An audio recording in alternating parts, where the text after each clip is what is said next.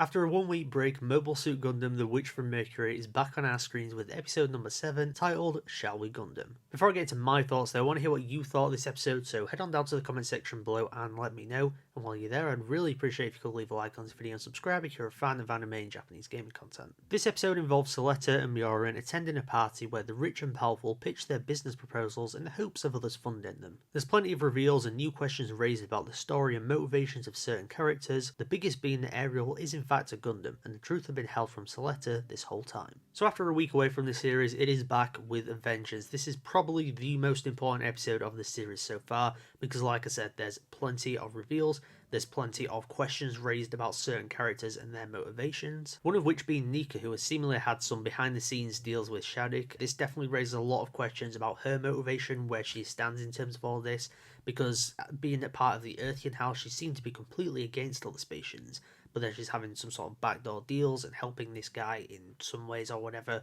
and it'll be very interesting to learn exactly what those two characters have been up to in the past. Same goes for Miorine's relationship with Shaddiq. Shaddiq is a character that's not really had much to do so far, but it seems like he has a lot of connections with a lot of our major characters, and like I said, with Nika, I'm sure we're going to learn a lot more about her, and I'm sure we're going to learn a lot more about the history between Shaddiq and Miorine. And Miorine is probably the standout character of this episode. She gets a lot of development in terms of her relationship with her father, even to the point where at the end of the episode she throws away her pride and like her hatred towards her father to do something that maybe is for the betterment of the people around her, in getting him to help fund this new project of the Gundam project. Now it seems like this is where the plot is going in terms of creating new Gundams, and of course something is going to go wrong there and something else is going to happen. This is a series that is extremely slow burn, and I am all for it. This has been an incredible series so far because of how slow it is, which for a lot of people, I'm sure it's going to turn people off this series, and it's probably,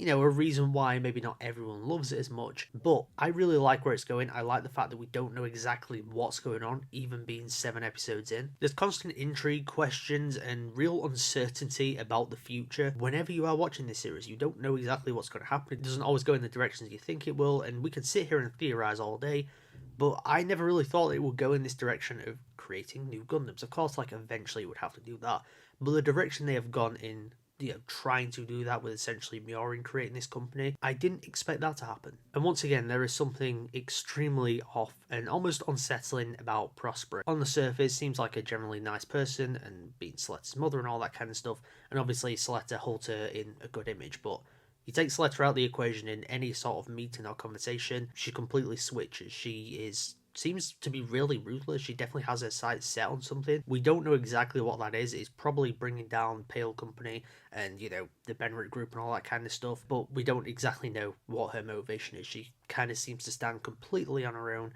and she's probably the character that I am most intrigued by in terms of where they're going to take her in the future. And throughout all of this, Suletta just seems to be so innocent and unaware. Like, she is actively piloting what a lot of people would deem to be a death machine, and she doesn't even know it, and she's perfectly fine. Like, she is so unaware of everything, and I love that innocence. And it's not as if they're trying to take away that childlike innocence, or that it's pretend or whatever. It is real. Like, she is fully not aware of what's going on. She is just a completely innocent person, and that's what makes her kind of refreshing as a protagonist, because you always have characters that seem innocent on the surface, but you dive more into them and they are completely not. But Suletta just seems to be that way. I don't think there's any sort of underlying negativity or hatred within her or anything like that.